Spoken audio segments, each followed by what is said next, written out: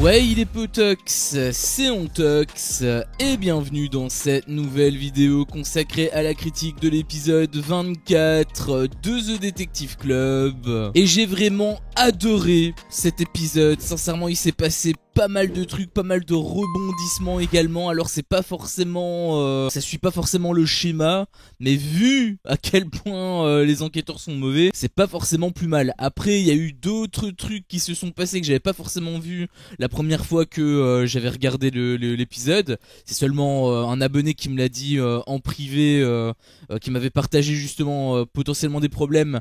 Et là bah ça a commencé un petit peu à faire tilt dans mon esprit, donc je remets un petit peu en perspective ce que j'ai vu et je me dis que ça peut avoir, enfin il peut avoir un problème sur le moyen terme, mais dans tous les cas l'épisode était sympa. Voilà, l'épisode était sympa, il était même très bien. Tu fais abstraction du problème que je vais te raconter à la fin. Franchement, c'est pas mal. C'est même, comme je l'ai dit, c'était même une très très bonne idée. Alors tout d'abord, on est revenu sur Catel qui m'a fait pas mal de peine, je dois le reconnaître. En gros, tout ce qui s'est passé avec voilà le cliffhanger de l'épisode d'hier, bah on a eu la suite et la fin, et enfin la fin avec 3 points de suspension, on va dire, parce que je me doute que ça va pas en rester là. Mais j'ai été assez peiné pour Catel parce que bah en fait tout s'est encore une fois retourné contre elle. Tu avais Marine qui parlait de manque de respect par rapport au fait qu'elle a choisi Hugo pour son action ou vérité. Et bah je suis désolé, vous pouvez me dire hein, ce que vous pensez, bien évidemment, on est là pour échanger, mais pour moi c'est pas du tout un manque de respect. Ils avaient juste un mini-jeu et elle avait choisi Hugo. Bon, elle dit que c'était pour avoir des réponses à ses questions. Je pense qu'elle est quand même en droit. Le principal fautif reste quand même Hugo, hein, même si bon dans le cadre dans lequel ils étaient par rapport au fait que c'était une émission par rapport à l'île de la tentation, tout ça.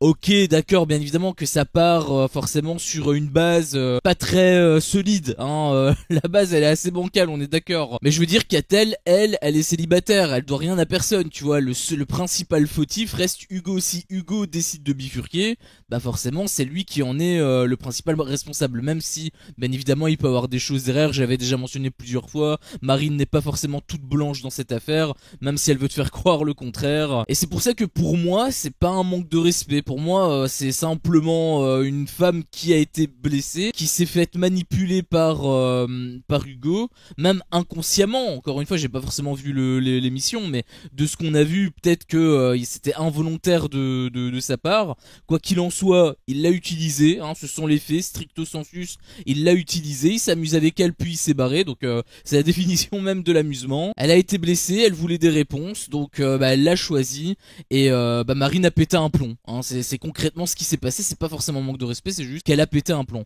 Après je trouve que de toute façon depuis le début Marine elle est sacrément contradictoire et elle est sacrément culottée, hein, parce que bah, elle avait déjà refait une petite phrase, ici j'en avais déjà mentionné plusieurs fois dans les précédents épisodes, au pire allez regarder si jamais vous voulez revoir ça, mais sur cet épisode-ci en tout cas elle a dit une phrase qui m'avait fait limite mourir de rire, hein, je te dis honnêtement, puisqu'elle avait dit à la toute fin, tu vois, bon c'était en interview hein, mais à la toute fin elle avait dit: de la part de Catel, j'attends qu'elle fasse table rase du passé et qu'elle avance. Bah c'est drôle qu'elle dise ça, en fait, c'est très très drôle. Moi de la part de Marine, j'en attends tout autant, donc ce serait pas mal qu'elle mette en application ses propres propos en fait. Et est-ce que toute cette séquence va avoir une incidence sur la suite? Peut-être, je sais pas si c'était lié ou non, puisque ensuite on a eu la cérémonie avec la Black Room, tout ça, et bah celui qui est passé à la trappe c'est justement Hugo. Alors quand j'ai vu ça, je t'avoue que j'ai été très surpris, parce que je m'attendais pas du tout à ce que ce soit lui en fait qui tombe. Derrière, il y a quand même une certaine logique, il y a quand même une certaine cohérence avec ce qui a été planifié. En gros, le plan c'était tout simplement de faire croire que Marine était la voleuse et que du coup elle faisait ça avec Hugo, ou que c'était Catel, pour justement un petit peu rester sur le groupe où il y avait des problèmes et jouer là-dessus. Et je trouvais que c'était pas forcément une mauvaise chose, mais d'un point de vue purement statistique, et là pour le coup Nicolo il a 100% raison, c'est vrai que je l'avais pas mentionné hier, mais le truc c'est que eux, en fait ils sont sûrs à 100% que Jess et Vivian ne sont pas voleurs. Bah oui, ils sont arrivés après, donc c'est sûr à 100% pour eux qu'ils sont pas voleurs. Et donc il était pour moi logique, et quand je dis logique c'était même indispensable de dégager l'une de ces deux personnes en fait, que ce soit Jess ou que ce soit Vivian. Bon, Vivian il a été immunisé donc c'est pas possible, mais que ce soit, s'il avait pas été immunisé, que ce soit Jess ou Vivian, ça aurait été primordial pour moi d'en éliminer au moins un des deux, puisque bah en fait le doute les concernant est de 0%, et ça ils le savent à 100%, c'est sûr, ce ne sont pas les voleurs, c'est sûr à 100%, il n'y a pas de doute possible, ce sont pas les voleurs. Donc statistiquement parlant, si tu as certains candidats avec avec 0%, ou en tout cas des pourcentages très très bas, mais surtout ceux qui ont 0%, parce que là c'est sûr, c'est sûr et certain, bah pour moi ça me paraît normal de les éliminer en premier, puisqu'en réalité ils te servent à rien pour le jeu. Tu peux pas jouer avec eux, tu peux pas te dire, enfin je parle pas en termes de stratégie comme ce que Enzo a fait avec Jess, mais je parle d'un point de vue manipulation avec les autres. Bah tu peux pas faire ça sur eux, puisque eux ils ne sont pas, c'est pas possible. C'est impossible que ce soit eux les voleurs, donc je m'attendais pas de toute façon à ce que Jess soit éliminé. Comme je te l'ai dit, pour moi c'était impossible, vu qu'on voyait Enzo faire pas mal de stratégies avec elle, donc pour moi ça me paraissait très très peu probable qu'il l'élimine, mais pourtant je pense que ça aurait été le choix le plus judicieux. À la place, bon, ils ont préféré taper sur Hugo, très bien, ok, pourquoi pas. Encore une fois, il y a une logique derrière, donc ça va, tu vois, c'est pas comme si ils avaient tapé sur Bengus, tu vois, là ça aurait été complètement con, tu vois, le mec, personne ne le calcule, enfin je parle dans l'enquête, ça n'aurait absolument, ça aurait été beaucoup moins logique. Encore que, il peut y en avoir, vu que si personne ne le soupçonne, automatiquement ils peuvent, il leur sert moins que une Catel par exemple, qui aurait pu être, qui est beaucoup plus mis en lumière. Donc leur choix est ok, j'ai envie de dire, mais pour moi c'est très très loin d'être le plus optimal. Après j'ai quelques petits problèmes avec cette fameuse cérémonie, hein. Bon, déjà le fait que Benoît, je sais pas pour vous, mais Benoît il me faisait beaucoup rire, hein, dans Les Apprentis Aventuriers.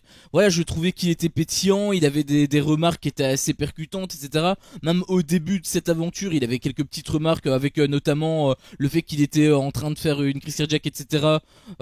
C'était assez drôle. Hein, sa manière d'être, etc., sa manière de faire, le fait qu'il était très expressif, franchement ça passait très très bien. Mais ici, je l'ai trouvé vraiment ultra too much, en fait. Alors peut-être que c'est le montage qui fait que ça le rendait drôle ou pas drôle, et que du coup c'est le montage qui fait que cette fois-ci je l'ai pas trouvé drôle, ou peut-être que c'est simplement le fait que normalement il est censé avoir quelque chose derrière en rapport avec le jeu, et que du coup ça atténue le suspense, parce que forcément si tu veux faire rire, tu peux pas provoquer toutes les émotions chez un être humain.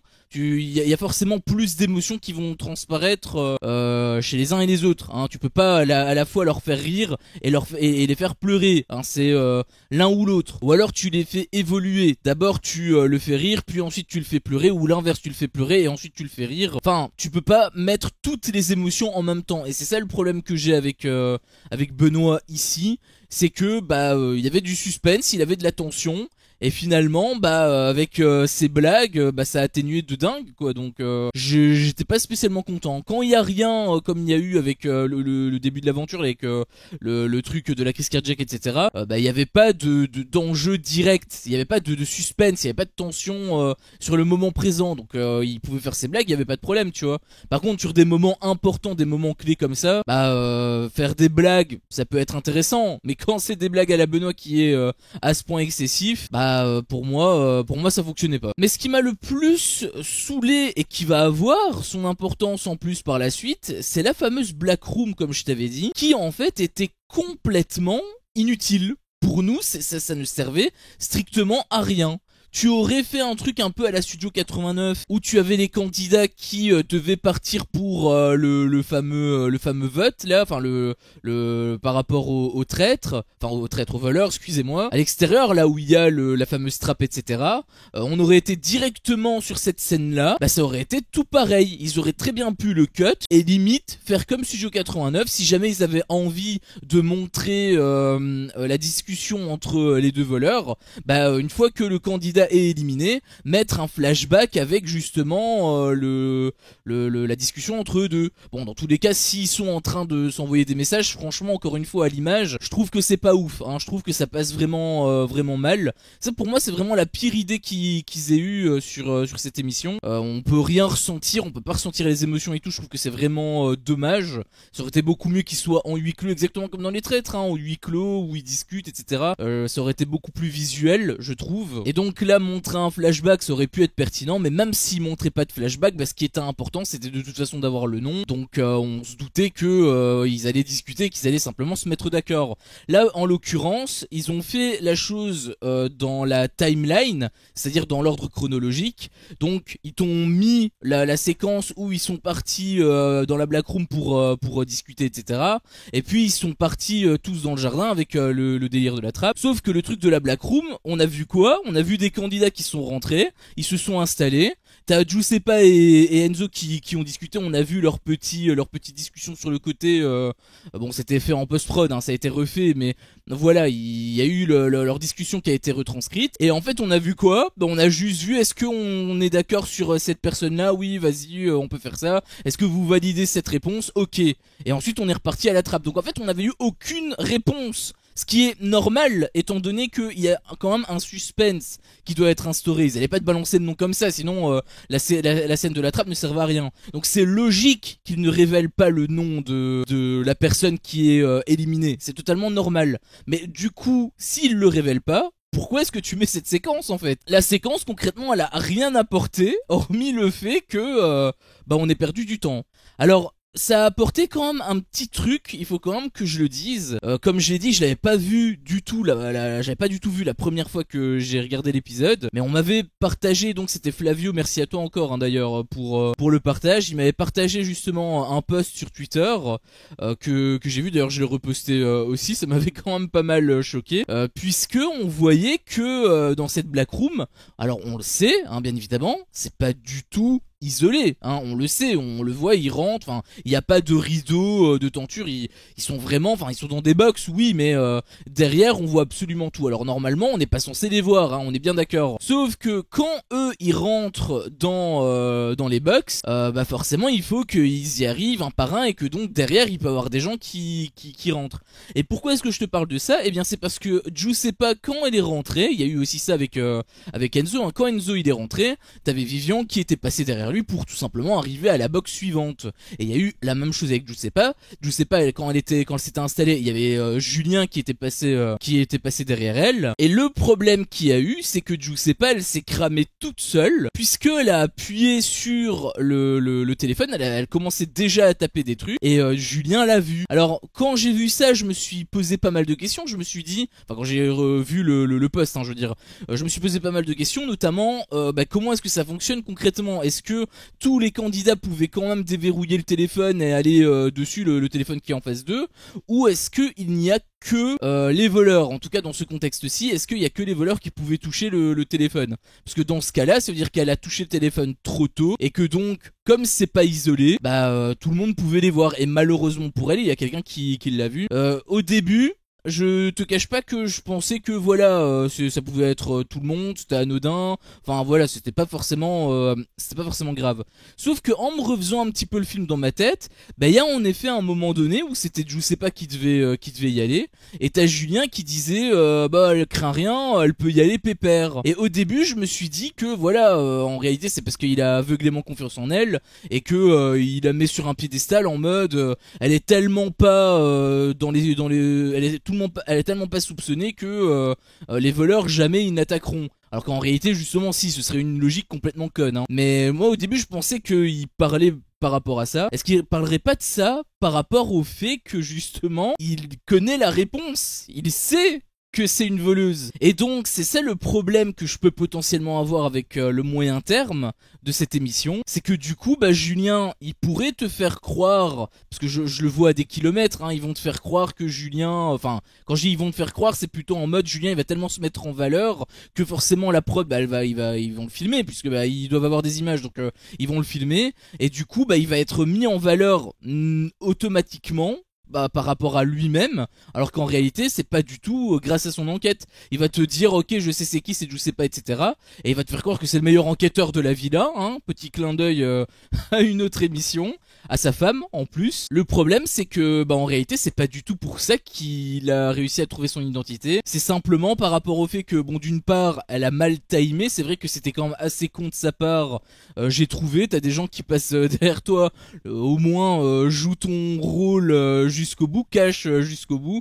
Bon, j'ai trouvé que déjà c'était pas forcément très malin de la part de Giuseppa, mais dans tous les cas c'est un problème de logistique. Je suis désolé de dire ça, mais les box elles sont pas isolées, c'est complètement stupide pour une scène en plus qui ne sert à rien. C'est ça qui est triste, c'est qu'elle s'est faite cramer pour une scène qui ne nous apporte rien. Et ça aurait pas été filmé, on s'en serait battu les coups. Après voilà, si c'était pas filmé et qu'il y avait quand même eu ça, ça aurait été quand même dramatique, parce que du coup c'est à dire qu'il y avait quand même le problème avec Julien qui connaissait la réponse à cause d'un problème de logistique, sans que nous on soit au courant. Donc ça aurait pas forcément été mieux non plus, hein. Je dis pas que il faut tout nous cacher, mais on a eu une séquence inutile pour finalement quelque chose qui potentiellement peut avoir un énorme impact sur la suite. Alors pour le coup ça a été un petit peu mis sous le tapis quand même par rapport au fait qu'il y a eu un jeu bonus. Alors jeu, en réalité il faut le dire très vite, hein, ça a plus été un énorme coup de pouce parce que c'est quand même un sacré montage. C'est là où justement je disais que voilà, ça fait pas partie du schéma habituel, donc c'est assez bizarre. Mais en même temps les candidats ils sont tellement à côté de la plaque les trois quarts du temps que s'ils mettent pas en place ce genre de choses, en fait on se fait chier. Je suis désolé hein, mais il y a pas mal de moments où on se fait chier à cause, enfin je parle du point de vue enquête, où on se fait chier parce que tout simplement les voleurs ne sont jamais mis en danger. Là enfin il se passe quelque chose et c'est dommage, même j'ai envie de te dire, hein, c'est dommage que ça n'a pas été instauré directement en mode plan B. Si jamais les candidats sont trop loin de la piste des voleurs, du coup tu leur mets ce truc là. Comme ça au moins ils peuvent directement être sur la piste et nous on peut rester sur les rails, tu vois. À la place il a fallu attendre 24 épisodes, c'est assez dommage je trouve. Mais voilà, au moins ils l'ont fait maintenant, hein, on va pas leur jeter la pierre. Vaut mieux, encore une fois comme je l'ai dit, vaut mieux tard que jamais. Et donc c'est Jess et Vivian qui ont été choisis. Bon j'imagine que c'était parce que c'était les derniers à être rentrés dans la villa, ce qui redistribue totalement les cartes, puisque en gros ils avaient simplement des personnes qui devaient désigner si jamais ils trouvaient que c'était les moins suspects ou non, et donc ils devaient simplement choisir oui A je trouve que c'est la moins suspecte, B le moins suspect, etc., etc. Et sur base des 5 portraits qu'ils avaient, eh bien SCH il devait dire si oui ou non ils étaient sur la bonne piste. Et du coup les portraits en question c'est Bengouz, Benoît, Adixia et les Enzo, donc Enzo Sanders et Enzo Zadig. Et du coup SCH il a dit que dans ce lot il y avait une personne qui était en effet le voleur. Donc ça réduit quand même drastiquement le champ des possibilités. Ils ont quand même une chance sur 5 de trouver le voleur. Donc 20%, ça reste énorme, surtout quand tu vois d'où ils ont démarré, puisqu'ils étaient complètement à côté de la plaque. Donc c'est quand même un sacré cadeau que SCH leur a fait. Encore une fois, c'est pas forcément plus mal, il y a quand même une émission derrière, donc il doit quand même avoir notre intérêt. C'est même dommage, j'ai envie de te dire, que ça a pas été instauré plus tôt en fait. Par contre, est-ce qu'ils ont instauré ce mini-jeu, enfin cet avantage pour justement sortir de la piste avec Julien et Giuseppa? Je sais pas, je t'avoue que là pour le coup c'est vrai que quand j'ai vu l'épisode la première fois c'est passé crème et je m'en foutais. Mais quand j'ai vu le truc avec Julien, du coup il y a plein de questions qui popent dans mon esprit. Pourquoi est-ce que ça arrive maintenant? Est-ce que ça arrive maintenant parce que c'était prévu dès le départ, ou est-ce que ça arrive maintenant à cause du problème qu'il y a eu avec Julien et je sais pas. Je t'avoue que je sais pas. Je t'avoue que je sais pas, il y a pas mal de questions quand même que j'ai en tête par rapport à ça. Mais quoi qu'il en soit, je suis très curieux de voir comment Julien maintenant va réagir. Est-ce qu'il va mettre des doutes sur Giuseppa, ou au contraire est-ce qu'on va voir plutôt ce délire avec Enzo Zadig qui est un petit peu en danger? Est-ce que justement Julien va se taire, il ne va rien dire, Enzo va se faire un petit peu niquer et que du coup voilà il va avoir une place de libre, et est-ce que du coup Julien ne deviendrait pas le voleur voleur à la place du voleur. C'était une théorie qu'on m'avait fait part, ça peut être pertinent, j'ai envie de dire pourquoi pas. Honnêtement, c'est totalement possible, j'y vois pas de gros inconvénients, même si je sais pas si Julien peut jouer les menteurs comme ça, parce qu'il me semble qu'il ment très mal. Il me semble que dans les Marseillais et tout, il faisait que dire la vérité. Donc je suis pas sûr que ce soit un si bon menteur. Il était horrible en tant qu'enquêteur. Honnêtement, je pense pas que ça sera mieux en tant que voleur. Hein. Donc bon, après les enquêteurs sont tellement mauvais que il se peut que en effet ils arrivent pas à trouver Julien. Mais en plus, il est déjà soupçonné. Tu vois, ce serait quand même très bête hein, comme move, parce que il est déjà soupçonné d'être voleur par rapport à plusieurs personnes. Si en plus il le devient réellement, c'est un petit peu, ce serait un petit peu bête. Après bon voilà, ça redistribue totalement les cartes. Hein. Forcément, s'il y a un voleur qui est éliminé et qui est remplacé, ça peut être absolument n'importe qui. Et c'était aussi une question d'ailleurs que moi je me posais, parce qu'on connaît aussi le même délire avec les traîtres. Hein. Les traîtres, ils ont exactement le même format. Avec le fait qu'il y ait des remplaçants, etc. Par rapport aux voleurs, ils peuvent choisir de nouveaux voleurs.